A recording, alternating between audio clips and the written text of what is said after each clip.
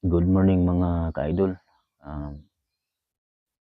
Bago ang lahat, salamat sa sumusuporta sa aking YouTube channel.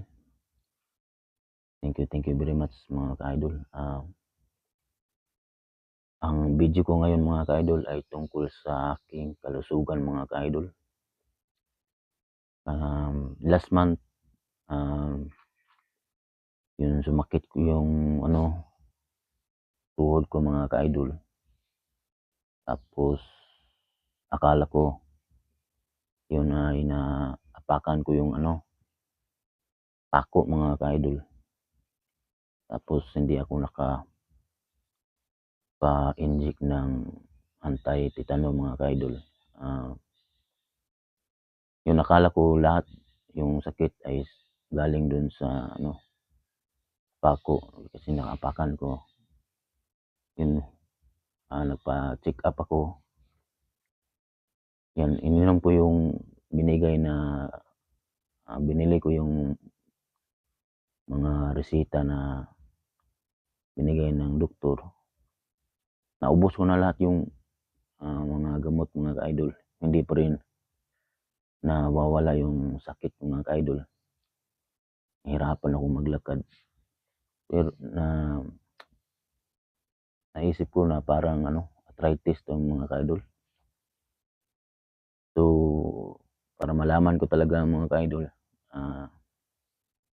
nagpa-laboratory ako. Yun, tumaas yung uric acid ko mga ka-idol. Umabot ng 450, 500, ganyan mga ka-idol. Yun sabi ko kaya pala hindi nawawala yung sakit. Arthritis na pala mga ka-idol.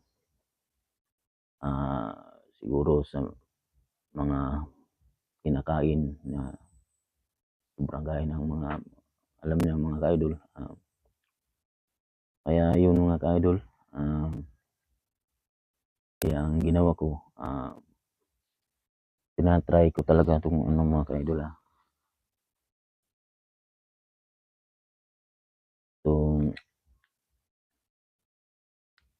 ito mga ka-idol, yung iskilan mga ka-idol,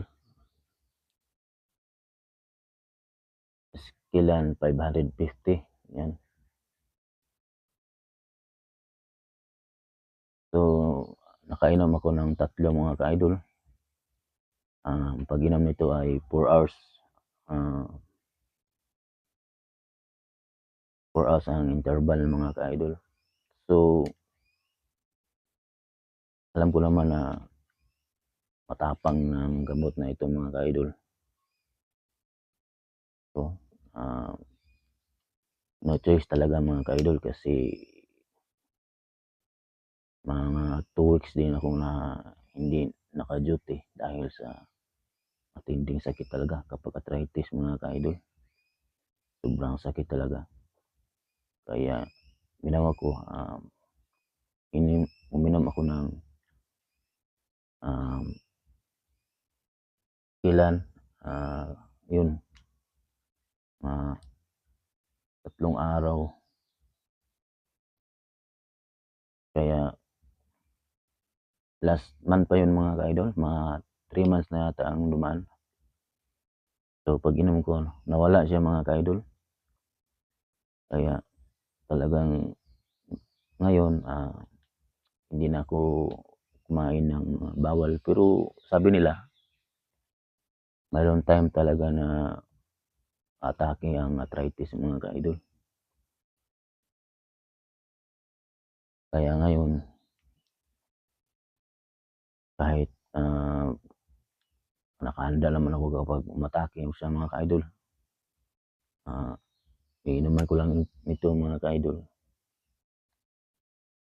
Pero alam ko na kapag masobrahan, masama talaga mga ka-idol. Kaya ingat-ingat na lang talaga tayo sa pagkain mga ka-idol. So mga ka-idol, thank you very much talaga mga ka-idol. Salamat sa suporta mga ka-idol. Hanggang dito na lang mga ka-idol. See you next video. Thank you very much.